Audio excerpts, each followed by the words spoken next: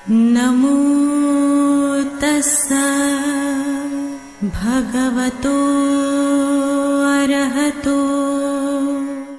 नमो बुद्धाय। आपका हार्दिक स्वागत है इस विशेष कार्यक्रम में, जिसमें कल हमने चर्चा की सिद्धार्थ गौतम के जन्म तथा असित मुनि के द्वारा ज्ञान प्राप्ति की भविष्यवाणी के बारे में। आज हम सिद्धार्थ गौतम की बाल्य अवस्था से सांसारिक जीवन त्याग तक की चर्चा करेंगे। हमारे साथ भंते कुशल सुमन जी हैं, जिन्होंने बुद्ध दर्शन में उच्च शिक्षा प्राप्त की है, देश विदेश में कई सम्मानों से सम्मानित हुए हैं। तो मैं डॉक्टर सीमा शर्मा स्वागत करती हूँ भंते कुशल सुमन जी का। भंते जी, आपका स्वागत है। नमो तस्स भगवतो अरहतो सम्मा संबुद्धस्स। नमो तस्स भगवतो अरहतो सम्मा संबुद्धस्स। नमो तस्स भगवतो अरहतो सम्मा संबुद्धस्स। सर्वप्रथम मेरे आचार्य श्री के पुण्य चरणों को कोटि कोटि नमन। फिर मेरे उपज्याय भंते के पुण्य चरणों में कोटि कोटि नमन। भंते जी, यदि आपकी अनुमति हो तो मैं आपको बताना चाहूँगी कि कल के एपिसोड के प्रसारण के बाद हमारे बहुत से दर्शकों ने हमें ईमेल तथा व्हाट्सएप पर अपने कई प्रश्न और जिज्ञासाएं भेजना प्रारंभ किया है। मैं आपके सामने कुछ महत्वपूर्ण प्रश्नों को रखना चाहूँगी। हमारे दर्शकों ने कपिल वस्तु एवं लुम्बिनी को लेकर कई तरह की जिज्ञासाएं व्यक्त की हैं, तो कृपया इसके बारे में हमारे दर्शकों को सविस्तार बताइए। आभार आपका सीमा जी। ईसा मसीह के 6 शताब्दी पूर्व भारत के पूर्व दिशा की ओर शाक्यों का एक गणराज्य हुआ करता था। उस गणराज्य की राजधानी कपिलवस्तु थी। कपिलवस्तु में सिद्धार्थ गौतम का बचपन और बचपन से लेके जब तक उन्होंने संसार जीवन त्यागा नहीं, 29 वर्ष तक की आयु वहीं पे बीती। लुम्बिनी में सिद्धार्थ गौतम का जन्म होता है। सिद्धार्थ गौतम का जन्म लुम्बिनी में कैसे हुआ? तो हमारे यहाँ पे भारत में एक प्राचीन परंपरा है जहाँ पे स्त्रियाँ अपने शिशु को जन्म देने के लिए अपने ससुराल से मैके जाती हैं। तो सिद्धार्थ गौतम की माता महामाया, उनका मैका देवदा था। देवदा में जब वो जा रही थी अपने ससुराल से, बीच में एक गांव आता है लुम्बिनी, जहाँ पे वे विश्राम के लिए कुछ समय रुकती हैं। विश्राम के दौरान उन्हें प्रसव पीड़ा होती है और प्रसव पीड़ा के बाद उन्होंने एक सुंदर से शिशु को जन्म दिया, जिसका नाम सिद्धार्थ गौतम रखा गया। हम समझते हैं भगवान बुद्ध ने अपनी शिक्षा पहली बार सारनाथ में दी और बुद्ध बने बोध गया में, और उनका महापरिनिर्वाण कुशीनगर में हुआ। तो लुम्बिनी में तो सिर्फ जन्म हुआ, तो हमें लुम्बिनी को क्यों पूजना चाहिए? लुम्बिनी के अलावा भी श्रावस्ती है, श्रावस्ती के अलावा राजगीर है। तो राजगीर को, श्रावस्ती को हम उतना महत्व नहीं देते जितना हम 4 स्थानों को देते हैं: लुम्बिनी, बोध गया, कुशीनगर और सारनाथ। तो ऐसे क्यों करते हैं? इसका हमें जिक्र मिलता है महापरिनिर्वाण सूत्र से। महापरिनिर्वाण सूत्र दीर्घ निकाय का एक सूत्र है, जिसमें भगवान बुद्ध के अंतिम दिनों की बातें रिकॉर्डेड हैं। तो एक घटना घटती है उस सूत्र में।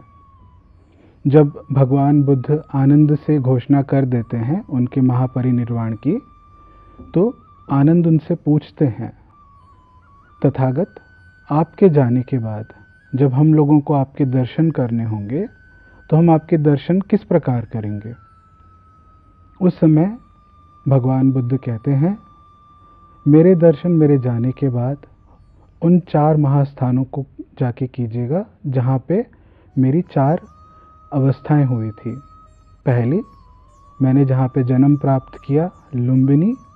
दूसरा, जहाँ पे मैंने ज्ञान प्राप्त किया, बोध गया। तीसरा, जहाँ पे मैंने पहली बार धर्म के चक्र का प्रवर्तन किया सारनाथ, और चौथा कुशीनगर। धन्यवाद भंते जी, आपने कपिलवस्तु एवं लुम्बिनी के बारे में विस्तार पूर्वक चर्चा की। अब अगले प्रश्न की ओर आगे बढ़ रही हूँ। अधिकतर दर्शकों ने जानना चाहा है कि राजा शुद्धोधन एवं उनकी पत्नी महामाया एवं महाप्रजापति गौतमी के बारे में कुछ बताइए। शुद्धोदन का अर्थ होता है जो शुद्ध अन्न की उत्पत्ति करे या उत्पादन करे। राजा शुद्धोदन राजा सिम्हानु के पुत्र थे, और राजा सिम्हानु राजा जयसेन के पुत्र। तो हमें समझना है पहले राजा जयसेन कौन थे और उनके कितने बच्चे थे। राजा जयसेन शाक्य गणराज्य के एक राजा थे, जिनके 2 बच्चे थे। एक पुत्र जिनका नाम सिम्हानु और दूसरी पुत्री जिसका नाम यशोधरा।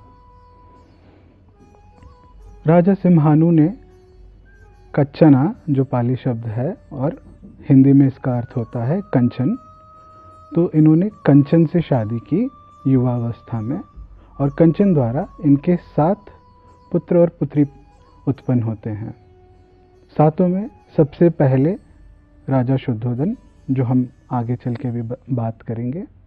शुद्धोदन के बाद दूसरा उनका पुत्र धोतोदन, धोतोदन के बाद सक्कोदन, तीसरे के बाद सुक्कोदन, सुक्कोदन के बाद अमितोदन, अमिता, पमिता। क्योंकि शुद्धोदन युद्ध कला में निपुण थे, तो शाक्य गणराज्य ने शुद्धोदन को अपना राजा बनाया। शुद्धोदन से पहले शाक्य गणराज्य के राजा थे महासम्मत। इसके बाद राजा शुद्धोदन ने युवावस्था में 2 रानियों से शादी की। एक थी महामाया, जो पहली रानी थी, जिनके द्वारा उनको सिद्धार्थ गौतम पुत्र रत्न प्राप्त होता है, और दूसरी रानी महाप्रजापति गौतमी।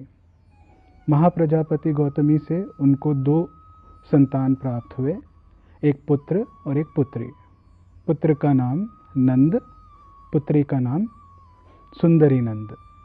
भंते जी, आपका धन्यवाद। आपने हमारे दर्शकों की जिज्ञासाओं का निवारण किया। अब समय आ गया है कि हम अपने अगले विषय अर्थात आज के विषय की ओर बढ़ें। हम सिद्धार्थ गौतम की बाल्य अवस्था एवं सांसारिक जीवन त्याग के बारे में दर्शकों को बताना चाहते हैं। मेरा भंते जी से निवेदन है, कृपया इस विषय को विस्तार पूर्वक दर्शकों के समक्ष प्रस्तुत करें। आभार आपका सीमा जी। हमने एक कहानी लगातार सुनी है। यह कहानी ऐसी है जहाँ पे हमें बताया जाता है सिद्धार्थ गौतम जब पैदा होते हैं, उसके बाद उनको 29 वर्ष तक की आयु तक राजमहल के बाहर निकलने नहीं दिया जाता। जब उनको राजा बनना होता है तो वे अपने पिता शुद्धोदन से हट करते हैं और राज्य का निरीक्षण करना चाहते हैं। उसके बाद वे राजा बनने के लिए स्वीकृति देते हैं। तो इसके बाद राजा शुद्धोदन सिद्धार्थ गौतम को राज्य के निरीक्षण के लिए अनुमति देते हैं। राज्य के निरीक्षण के दौरान सिद्धार्थ गौतम 4 घटनाएं देखते हैं जो उन्होंने सारे जीवन में कभी नहीं देखी। वो पहली बार देखते हैं जीवन में किसी व्यक्ति जो बूढ़ा है, किसी रोगी व्यक्ति को देखते हैं। उसके बाद एक मृतक को देखते हैं और एक साधु को देखते हैं, सन्यासी को देखते हैं। ये घटना, ये कहानी हमें लगातार सुनाई गई, मगर ऐसा जिक्र मूल पिटक में हमें नहीं मिलता। हमें मूल पिटक में क्या मिलता है? अंगुत्तर निकाय का एक ग्रंथ है तिकनिपात, जिसको कहा जाता है, और उसका एक सूत्र है सुखमाल सूत्र। सुखमाल सूत्र में सिद्धार्थ गौतम जब बुद्ध बन जाते हैं, बुद्ध बनने के बाद अपने बाल्यावस्था की यादों को याद करते हुए किसी से बताते हैं। कैसे बताते हैं? कहते हैं, जब मैं बालक था तो मुझे बड़ी कोमलता से बड़ा किया गया, बहुत कोमल तरीके से। मेरे मनोरंजन के लिए लिली के पोखर बनवाए गए थे। एक पोखर में लाल कलर की लिलियाँ खिला करती थी, एक में नीली और एक में सफ़ेद। मैं ऐसा कोई वस्त्र नहीं पहनता जो बनारस से नहीं आता। ऐसा मैं कोई चंदन इस्तेमाल नहीं करता जो बनारस का नहीं होता। बनारस उस समय वस्त्रों के लिए काफ़ी फेमस हुआ करता था, जिसे आज हम बनारस की साड़ियों के बारे में जिक्र करते हैं। फिर आगे बताते हैं, चौबीसों घंटे चाहे धूप हो छाँव हो, मेरे साथ कोई ना कोई एक छाता लेके खड़ा रहता, ताकि मुझे धूप ना लगे, ना सर्दी लगे, ना ज़ुकाम आए। मेरे मनोरंजन के लिए 3 महल बनवाए गए थे, एक सर्दियों के लिए, एक गर्मी के लिए और एक वर्षा के लिए। वर्षा ऋतु के दौरान 4 महीने का जो वर्षा ऋतु होता है, उसके दौरान मैं कभी महल के नीचे नहीं उतरता और चारों महीनों तक गायिकाएं गायन कर करके मेरा मनोरंजन करती। उन गायिकाओं में कोई एक पुरुष नहीं होता। फिर बताते हैं, जिस प्रकार अन्य राजाओं के महल में दास दासियों को टूटे चावल, मसूर की दाल परोसी जाती थी, मेरे पिता के महल में दास दासियों को सफ़ेद लंबे चावल और मांस परोसा जाता था। इतना ऐश्वर्य, इतना सुख अनुभव करता था मैं। इतना ऐश्वर्य सुख अनुभव करने के दौरान भी मेरे मन में बार बार एक चिंतन आता था। चिंतन यह होता था कि मैं जब स्वयं बुढ़ापे के अधीन हूँ, बुढ़ापे की ओर भागता जा रहा हूँ, तो क्यों मैं किसी बूढ़े व्यक्ति को देखकर घृणा करूं। जब मैं इस चिंतन को बार बार करता, तो एक समय बाद मेरे अंदर से युवावस्था की घमंड चली गई। मैंने अपने युवावस्था पे घमंड करना छोड़ दिया। फिर बताते हैं, इसी सूत्र में, सुखमाल सूत्र में आगे बताते हैं, जब मैं स्वयं रोग के अधीन हूँ, मुझे बार बार किसी न किसी प्रकार का रोग होता है, जब मैं स्वयं रोग के अधीन हूँ, तो क्या यह मेरे लिए उचित है मैं किसी रोगी को देखकर घृणा करूं? और जब मैं इस प्रकार का चिंतन बार बार करता, तो मेरे अंदर से स्वस्थ होने की घमंड टूट गई। फिर आगे बताते हैं, जब मैं स्वयं मृत्यु की ओर भाग रहा हूँ, जब मैं स्वयं मृत्यु के अधीन हूँ, तो क्या मेरे लिए किसी मृतक को देख के उसके प्रति घृणा करना ठीक है? क्या ये उचित है? इस प्रकार की मैं बार बार जब मैंने चिंतन किया, तो मेरे अंदर से जीवन को लेके, उसके प्रति जो घमंड है उसको लेके वो चकनाचूर हो गया। तो सुखमाल सूत्र से हमने सिद्धार्थ गौतम के चिंतनों के बारे में जानने का प्रयास किया। सुखमाल सूत्र में जैसे आमतौर पे हमें 4 घटनाओं के बारे में कहानियों के द्वारा बतलाया जाता है, सुखमाल सूत्र में 3 घटनाओं का जिक्र है और वो क्लियरली समझ आता है सिद्धार्थ गौतम इन 4 या 3 घटनाओं से वंचित नहीं थे।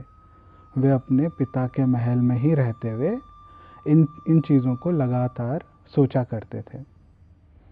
आगे चल के हमें पासरासी सूत्र से पता चलता है, सिद्धार्थ गौतम स्वयं कहते हैं कि क्यों मैं स्वयं जब बुढ़ापे के अधीन हूँ, रोग, मृत्यु इनके अधीन हूँ, तो मैं क्यों इनमें लिप्त रहूँ? क्यों ना मैं इसके आगे की खोज करूँ, जहाँ पे जन्म नहीं होता, जहाँ पे कोई दुख नहीं, जो अशक्त हो, अविनाशी हो, ऐसी अवस्था, ऐसी निर्वाण अवस्था। तो सुखमाल सूत्र से हमने 3 घटनाओं के बारे में समझा। आमतौर पे हमें जो कहानी सुनाई जाती है 4 घटनाओं को लेके, सुखमाल सूत्र में 3 घटनाओं का जिक्र आता है। पासरासी सुत्त मध्यम निकाय का बताया जाता है। इसमें सिद्धार्थ गौतम चिंतन करते हैं, क्यों मैं स्वयं जब जन्म, बुढ़ापा, व्याधि और मृत्यु के अधीन रहते हुए क्यों मैं इनमें लिप्त रहूं, क्यों ना मैं इनके परे की अवस्था का खोज करूं। महासचक सूत्र से हमें यह समझ आता है, सिद्धार्थ गौतम जब ऐसे चिंतन करते हैं तो वे निश्चय करते हैं, गृहस्थ जीवन में रहते हुए ऐसे निर्वाण का खोज करना संभव नहीं, और वे निश्चय करते हैं कि उन्हें गृह त्याग करना है। तो पबज्जी सूत्र से हमें समझ आता है कि वे गृहस्थ जीवन त्यागने बाद सर्वप्रथम अपने शरीर के कर्मों पे, जो पाप कर्म है उस पर रोक लगाते हैं, फिर वाणी के कर्मों पे, और बाद में अपनी आजीविका पे। आजीविका में क्या करते हैं, ये सिर्फ भिक्षा से ही अपना जीवन व्यापन करते हैं। जब इन्होंने गृहस्थ जीवन त्याग दिया तो ये कपिल वस्तु से उतरकर मगध की ओर आते हैं। मगध आज का जो बिहार राज्य है, यूपी का कुछ अंग, ये सारा मिलाकर मगध राज्य हुआ करता था। इनके राजा, इस मगध राज्य के राजा, राजा बिंबिसार, इनकी राजधानी राजगृह बिहार में एक छोटा सा शहर है आज के समय। उस समय ये बहुत बड़ी राजधानी हुआ करती थी। तो सिद्धार्थ गौतम कपिल वस्तु से गृह त्याग कर मगध की ओर आते हैं। मगध केंद्र था उस समय का। काफ़ी सन्यासी लोग यहाँ पे तपस्या किया करते थे, तो वे भी तपस्या के लिए आ जाते हैं।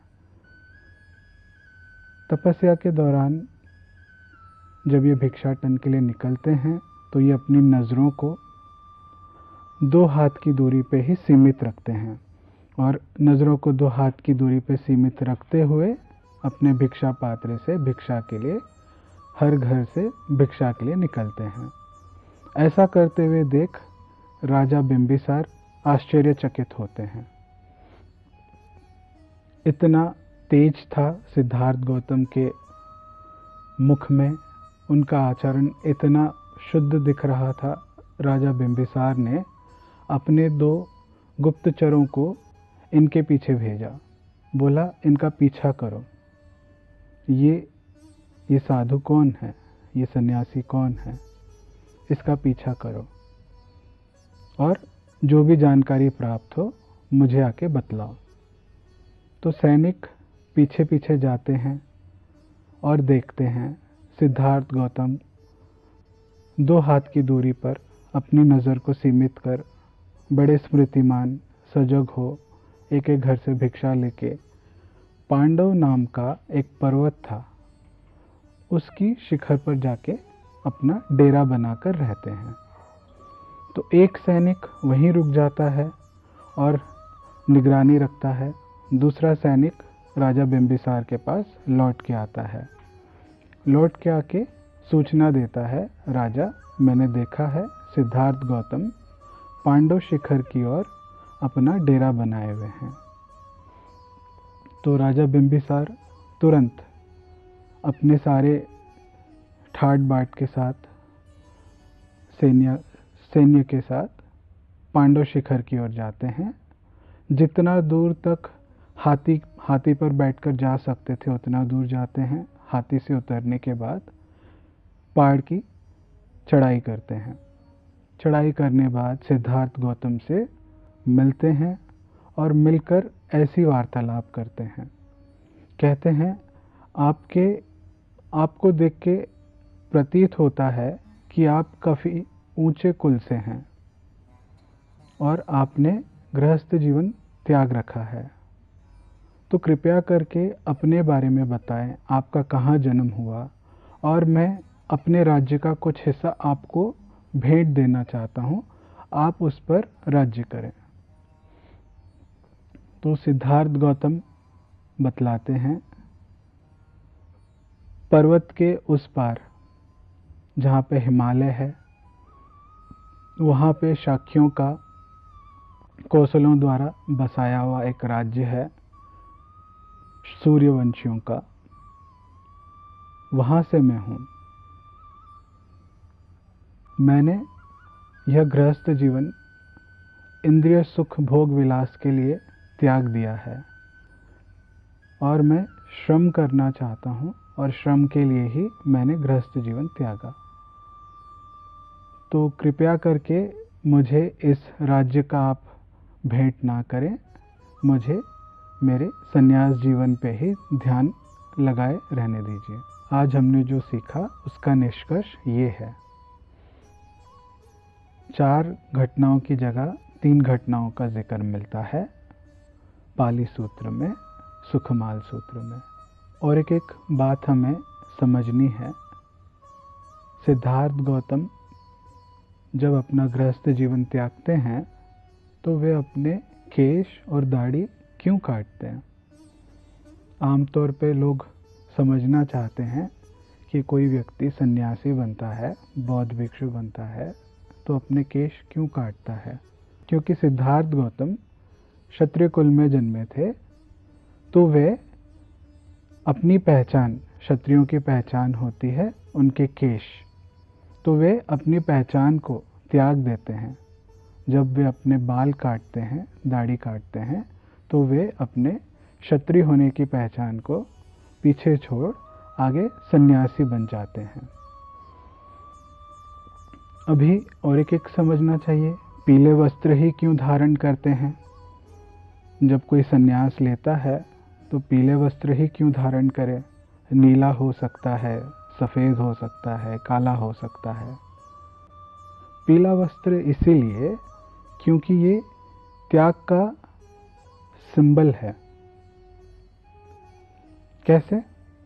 जैसे हरा पेड़ है, हरे पेड़ में अलग अलग प्रकार के फल, फूल, पत्ते लगे हुए हैं।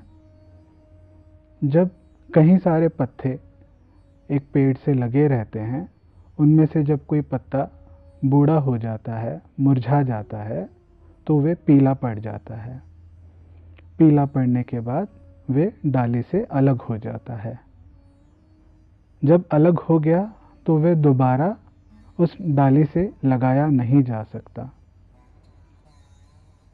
ऐसे ही जब किसी के मन में वैराग्य जाग जाए तो वह जब वो संन्यास ले ले तो दोबारा वह गृहस्थ जीवन में जा नहीं सकता, उससे जुड़ नहीं सकता।